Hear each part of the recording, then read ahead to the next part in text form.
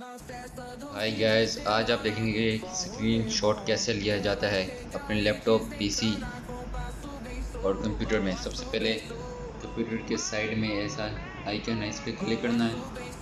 پھر یہاں پہ یہ آئے گا اسکرین سنپ، اس کے اوپر کلک کرنا ہے اور پھر یہاں پہ اسکرین شاٹ آ جائے گا۔ اس پہ کلک کرنے سے پوری اسکرین کا اسکرین شاٹ لیا جائے گا۔ اس پہ کلک کرنے سے آپ صرف اسی چیز کی اسکرین شاٹ لے پائیں جس کا آپ لینا چاہتے ہیں۔ جیسے اس کی اسکرین شاٹ لینی ہے ہمیں، صرف اس کی اسکرین شاٹ آ گئی، اور اس سے ہوگا جتنی ایریا کی اسکرین شاٹ لینی ہے اتنی ایریا کی اسکرین شاٹ لے سکیں گے آپ۔